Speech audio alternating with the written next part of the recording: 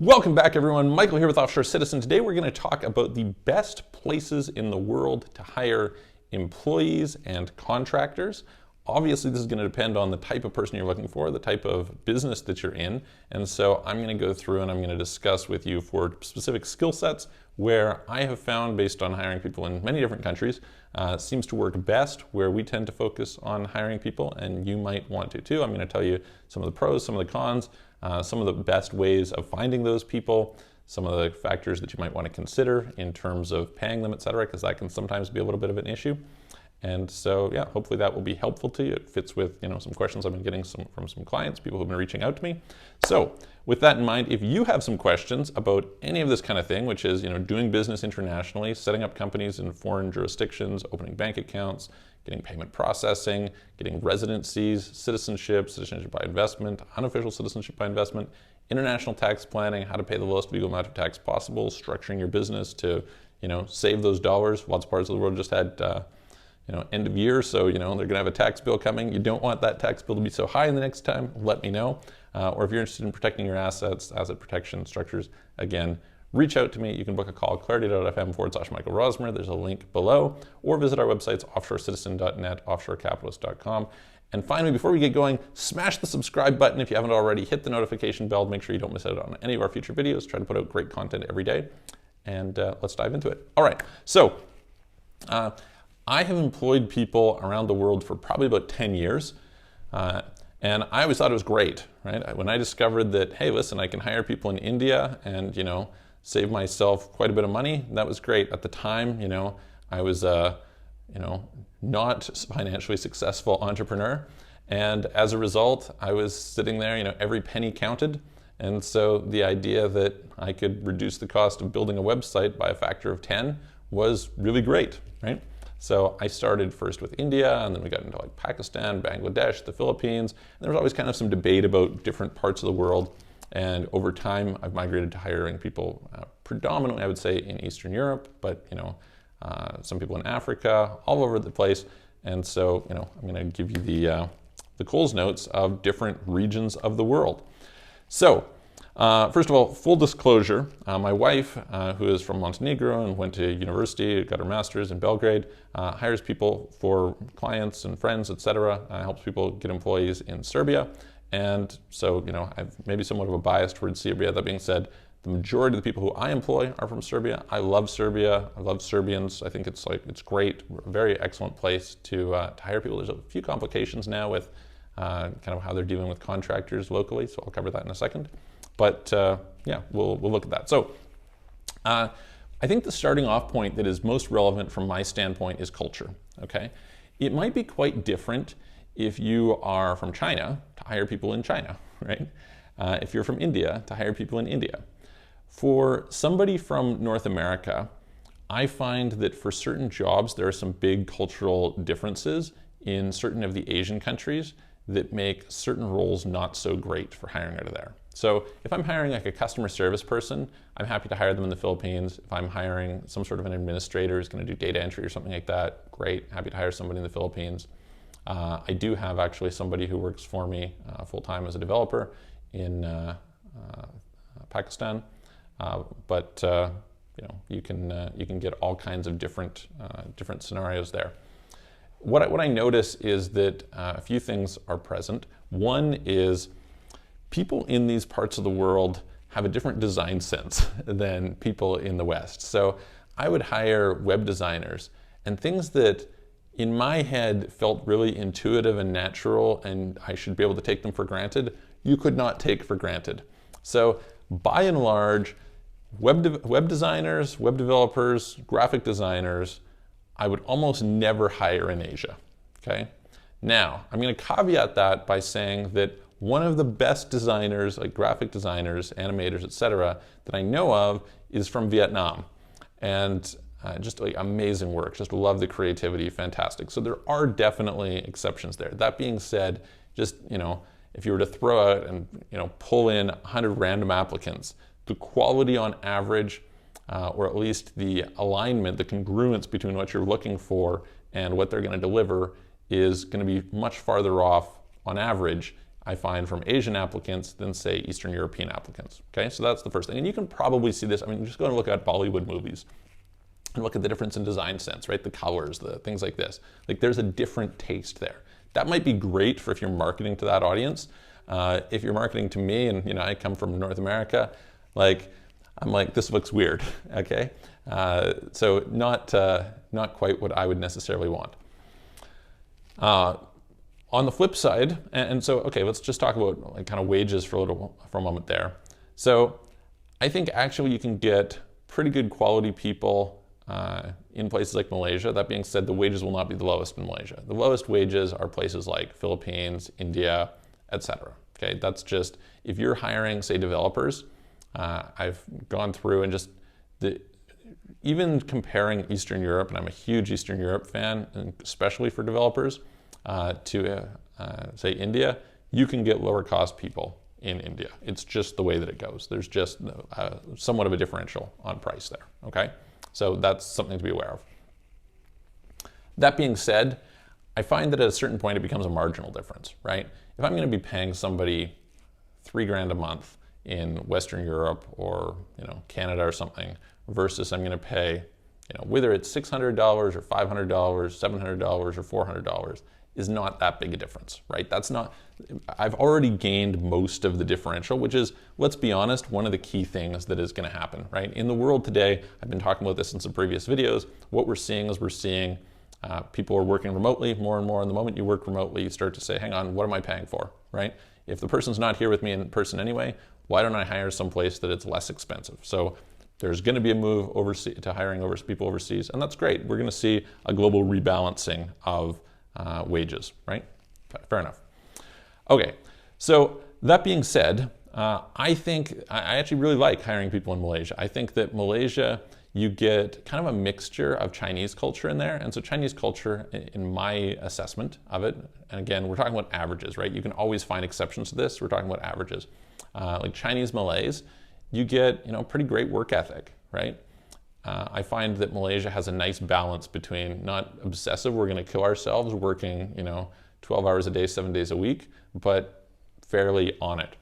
I also find like if you're dealing with people in places like India and the Philippines, you often run into something where people, there's like this saving face thing. So they won't tell you, say that they're unhappy. They're going to be like, oh, you know, I'm really sorry, but you know, my mother is sick in the villages and I need to go there and see her, and the internet isn't good there. And it's like this whole story that you'll see like rehashed many times over. On top of that, like if you're in some place like India, often you have monsoon season, screws things up, right? Power goes out or something, this is not so good. As well as they've got a lot of different holidays that you're probably not familiar with, which can kind of be disruptive. So in general, when I'm hiring people, I tend to not, I would say like in Asia, for maybe customer service people, I might look to the Philippines as a good place. If I'm looking at, you know, a little bit more specific, skilled, where I care a little bit more about, I don't know, like administration, et cetera, maybe I'm hiring accountants, et cetera, Malaysia I think is cool. If I'm hiring developers, I may look at Pakistan and India. I've had some very wonderful people who have worked for me in those places, and I have somebody who works for me right now in those places. So that's that. And part of the thing there is there's just such a massive talent pool. So your ability to find people with really specialized skills in there, I find, is quite different than some other areas. So okay, now let's pull over to Europe. All right. You can actually get pretty inexpensive people who are great people in Southern Europe, so Portugal in particular, and parts of Italy. If you speak Italian, this could be useful. If you don't speak Italian, probably not so great. What I think is good about that is if you're looking at people who are, say, PR people who are, you know, looking at some sort of a design, creativity, etc. I think that can be really, really excellent. I probably wouldn't hire developers there. I probably wouldn't hire, you know, administrators there, things like that, right? What I would consider is Eastern Europe, as I was mentioning. So to give you some idea, I find that the design sense of Eastern Europeans is much more similar to what I would call like Western design sense, Western taste. And so like the best designer that I've ever found is from Poland. He's amazing, love him. Just like fantastic design sense. So really appreciate that. And I find this in general. I think it's partially that in Eastern Europe, there is quite a bit of a culture around image. And because of that, this has been cultivated. I follow different architecture and interior design firms, and a bunch of them are Russian based, right? So definitely if you're looking for those types of skills, I think Eastern Europe is a great place to be. Likewise, if you're interested in developers, Ukraine, Romania, Serbia, Poland. Poland's a little bit more expensive. So in general, you're probably going to pay a bit of a premium in Poland, Russia. These types of countries, I think, are great places to look to hire people who are developers. In there, so I find that on like quality to price ratio, Serbia is essentially my favorite if it's an option. The downside of Serbia is it's a small country. There's not a large labor pool. So if you're hiring people they don't have a specific skill, right? Meaning that they don't need to be like highly specialized into machine learning or something like that. An example for myself was I was hiring a database engineer who needed specialization in Couchbase. And finding a Couchbase expert in Serbia was incredibly difficult. We ended up hiring somebody abroad. So anyway, the whole point is just that if you're looking for those specific skills, then maybe that's not the best place to go. But if you're interested in people who have whatever else, then that's great. Let's talk about language. So if we're talking about places like Philippines, like India, like Pakistan, you can get these like native English speakers, right? So it's quite easy. They'll have some weird little expressions, your good self, they'll say some funny things like this that it's like, what is my good self? I don't know. So that's cool. But oftentimes there's kind of like a bias around those people being on the phones, right? So maybe you don't want to hire, telephone salespeople from India. But if you're doing like, help desk support for your e-commerce company or something, Philippines, it's perfectly reasonable. And Filipinos are like the nicest people in the world. So I think for a customer service role, that's great. It's fantastic. If I'm looking at people in Eastern Europe, I would say, so you can definitely get people who have good English. That being said, if you need a very high level of English, especially the combination of written and oral, I find it's very tough. It's like, if you were to just have a conversation with the person, you will understand them and they will understand you and there won't be any issues. That being said, if I'm in a situation where I need to have very like technical writing or something, it's very often that I find little spelling mistakes. It's tough to find somebody who has impeccable English. And so from that standpoint, just be aware, if you're talking about a coder, this isn't probably important. If you're talking about a graphic designer, this isn't important. I have a video editor who works for me, not important, right? Does a great job, we like him, it's excellent. But for that, more likely to have some issues. We have, or my wife has, hired telephone salespeople from Serbia, and that's certainly been workable. It's worth asking, because a client was asking about this the other day, what about working hours? We find it's not a problem to get people who are going to work, say, North American working hours, so they basically start in the late afternoon and go into the late evening, right? Similar thing if you're talking about, it's kind of opposite hours. If you're looking in India, et cetera, it's not, I think, ideal for people like that. I try to give people kind of flexible work schedules, but it depends on the job. Sometimes it's not an option. So yeah. So if I'm looking for larger talent pools, I guess 4 places that I would go are Ukraine. Ukraine, I find English is tougher to get, and when you have English-speaking people, you're going to pay more. Romania. They say that Romanian is the second official language of Microsoft. Not totally true, but it kind of illustrates the point. Great developers out of there. Poland. You have something like CD Projekt Red, fantastic video game company out of Poland, and then Russia. These would be places that I would look for larger talent pools, okay, that you can get low cost, high quality people. Armenia is kind of another sort of hidden gem, I would say. Georgia, I'm not that excited by.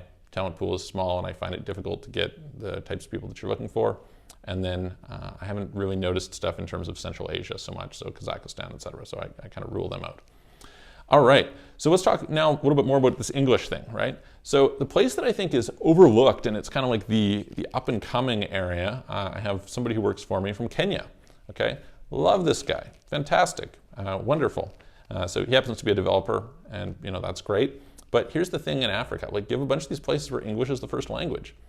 And so you get this impeccable English. You'll get a culture that values education, and you get, access accordingly. I'll talk in a minute about paying people in these different areas because that gets to be a little bit different. But that being said, I think Africa is an looked at part of the world in terms of a place to hire people, especially English speakers who can work on computer. Okay, so that's something to be aware of. Now let's flip over to the other part of the world, which I would say can also give you some great designers.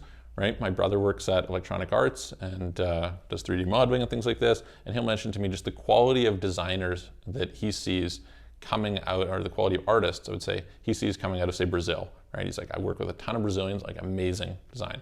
So when you're dealing with Latin America, you have, of course, a little bit of Latin American culture, which might tilt you. Now, the reality is that's far from all of them. I have a friend and client who told me about just an amazing person he hired from Brazil who just rocked it from an operations standpoint. Fantastic, right? But certainly you have, a little bit of that Latin American culture in general. Also, English is going to be, I would say comparable to what you're going to get in Eastern Europe, right? Obviously the bias is towards Spanish and Portuguese.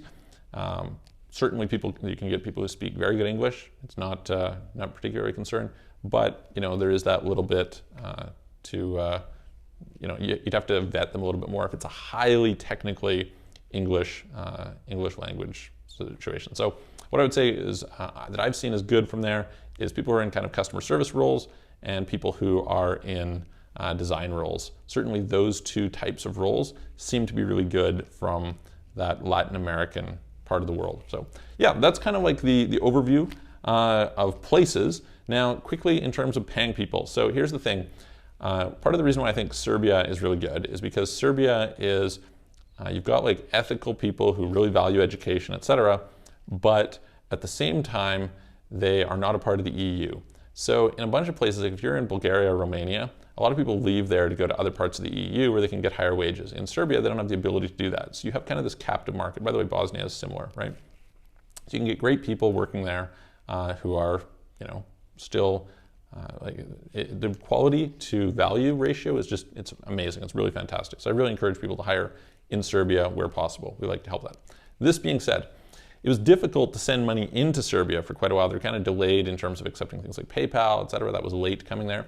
And now what they've done is they brought in this thing where they basically want to try and apply the social contributions on top of people's wages, which makes it less effective. So kind of working around that, or working with that, however it is more complicated for sure than you're going to get in some other places, such as Romania, where you could just, if you wanted to, set up a Romanian company and employ them directly, or you can just use PayPal or whatever. So in this sense, I would say it makes it a little bit more cumbersome. Likewise, if I go and I look down in some place like Africa, Africa, again, not so friendly to these sorts of things. I would say that the best way to pay people there, in my experience so far, and I have limited experience in Africa, is TransferWise. We'll have these other different payment methods. So that's something that is fairly worthwhile. Another place that I forgot to mention, but actually is kind of a hidden gem right now, just because of the changes in the economy there, is Lebanon. So if you can set it up properly, you can get some really great, for example, media buyers out of Lebanon at costs that, the quality to value ratio is just really, really phenomenal. So something else to be worth noting. How do you find these people? Well, you could use a local recruiting agency, right? That's one option. There's usually local websites. The local websites sometimes are not in the local, or not in your language, right? They'll be in the local language. That can be a little bit of an issue. Then on top of that, you can run into some problems where you maybe need a local company in order to register on there, so that kind of creates some problems. Facebook groups, I think, are another way that you can go and try and find people. Obviously, there's some of these online platforms like Upwork, et cetera, that you can go on. I find usually if people are on Upwork, the prices tend to be a little bit higher. And then kind of the last thing that I think is super cool, a close friend of mine started doing this and has had great success, is he runs Facebook ads. So he'll run Facebook ads for jobs targeting at that region and then sends them basically to an online form and follows up from there and finds that he can get very efficiently locate high quality applicants. So anyway, those things would be my suggestions for you in terms of global hiring. If you have questions, like I said, reach out to me as always. Put a link in or mention in the comments below, hey, here's my question. If you liked the video, please give it a thumbs up. If you have not already subscribed, hit the subscribe button, the notification bell. And if you're at all interested in help with any of these items, again, please reach out to us. We appreciate any questions that you have, any comments, etc. You can book a call with me, clarity.fm/Michael Rosmer, link below. And I'm going to look forward to seeing you guys on the next video.